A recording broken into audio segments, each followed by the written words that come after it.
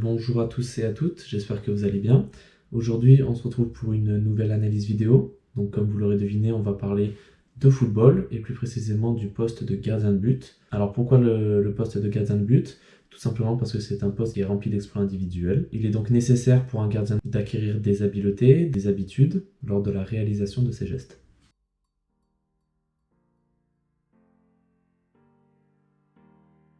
Est-ce que c'est son agilité, sa puissance, sa souplesse, sa vivacité?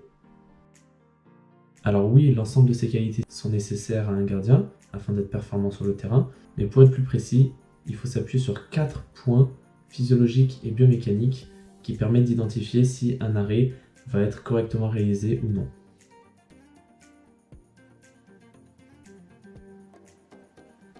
Dans un premier temps, nous pouvons voir l'écartement des pieds.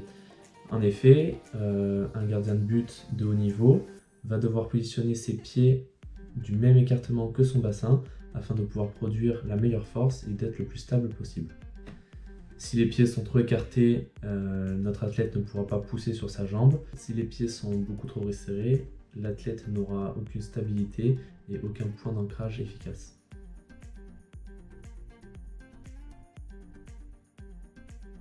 Pour commencer, la pliométrie, ça va être le fait d'effectuer un petit saut avant le plongeon afin de produire un contre-mouvement et être efficace lors de la production d'une force. Et le fait d'avancer vers la frappe, cela va amener notre joueur sur la pointe des pieds et éviter de subir la frappe en reculant et d'effectuer un plongeon sur les talons qui sera inefficace.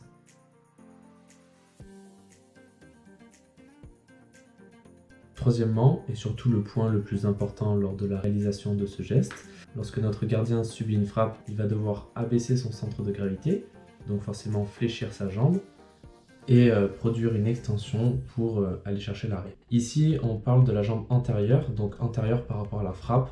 Si la frappe est sur le côté droit, on va parler de la jambe droite et inversement. Biomécaniquement parlant, on peut voir que lors de la réalisation d'un plongeon, si notre athlète se focalise sur sa jambe extérieure, le bras de levier sera beaucoup trop grand et notre athlète ne pourra pas produire la force qu'il voudra.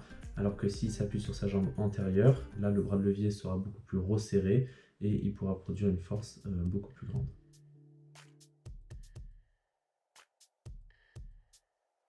Et le dernier point, le plongeon latéral.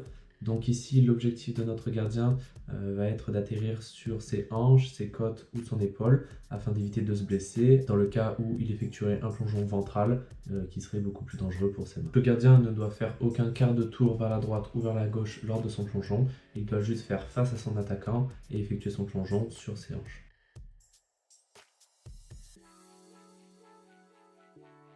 Bien, maintenant que nous venons de voir les 4 indicateurs permettant de réaliser un bon plongeon, nous allons analyser notre premier athlète, donc un gardien débutant. Pour ce faire, nous allons d'abord observer une séquence vidéo que nous analyserons point par point par la suite.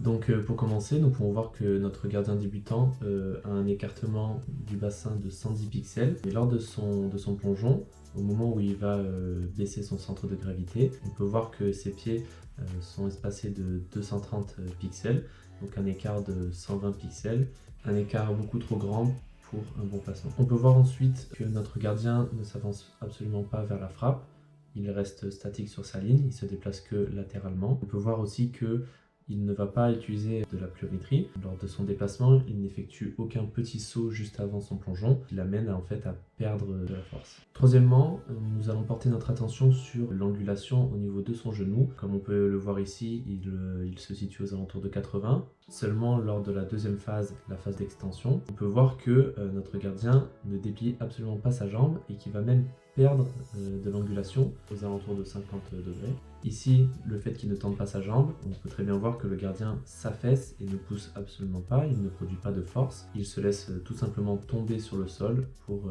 arrêter le ballon. Dernièrement, notre gardien effectue correctement un plongeon latéral, il va tomber sur son bassin, sur ses hanches ou encore son épaule. Malheureusement, ses deux pieds vont avoir tendance à se lever.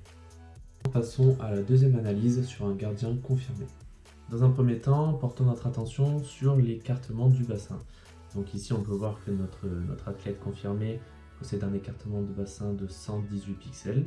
Mais lorsqu'il va réaliser son plongeon, donc au moment où il va commencer son extension et que son deuxième pied va quitter le sol, on peut voir que l'écartement de ses pieds est de 166 pixels. Cela correspond à une différence approximative de 48 pixels. On peut voir ici que notre athlète ne possède pas un écartement trop élevé. Ses pieds sont assez proches de l'écartement de son bassin. Donc par la suite, il va pouvoir avoir un bon ancrage dans le sol et va pouvoir pousser pour aller chercher.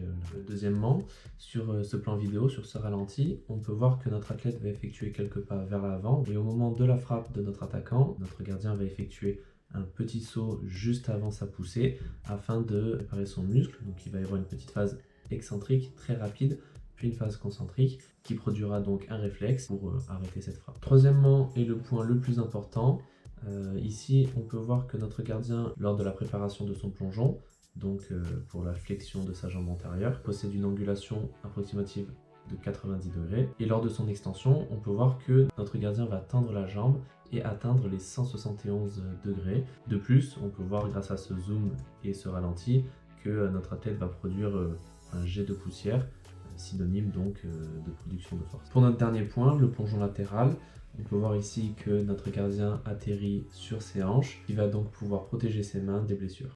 Bien, maintenant que nous venons de terminer l'analyse de nos deux gardiens, on peut alors se demander qu'est-ce qui va provoquer ces erreurs, de quelle manière ces erreurs impactent la performance et de quelle manière nous pourrions aider un gardien débutant à progresser afin d'atteindre une meilleure performance.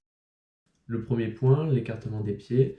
Notre gardien débutant aura tendance à trop écarter ses pieds par rapport à son bassin. C'est une mauvaise habitude. On peut donc lui conseiller d'y porter une attention lors de ses entraînements et lors de ses matchs. Deuxièmement, la pliométrie et le fait d'avancer vers la frappe sont deux gestuels dont notre gardien n'a pas pris l'habitude étant plus jeune. Pour l'aider, on va pouvoir lui proposer des exercices en face à face avec un gardien et l'obliger à se focaliser sur ce petit saut lors d'un plongeon latéral. Troisièmement, lorsque notre gardien se laisse tomber sur un arrêt, cela peut venir d'une peur de tomber sur le sol. On peut donc travailler cette peur, le faire plonger sur des matelas et le but va être de le forcer à tendre cette jambe et de produire une force lorsqu'il va vouloir réaliser l'arrêt. Dernièrement, le plongeon latéral. On a pu voir que ce point était acquis par notre gardien débutant, seulement il avait tendance à lever les jambes lorsqu'il était au sol. Cela peut venir d'un manque de gainage, donc de la ceinture abdominale.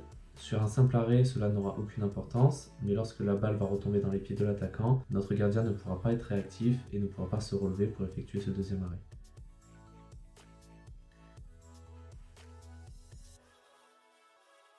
Comme vous avez pu le voir sur cette séquence vidéo, notre gardien débutant n'a pas pu réaliser l'arrêt de la même manière que notre gardien confirmé, du fait tout simplement qu'il n'a pas réussi à mettre en relation nos 4 indicateurs cités précédemment.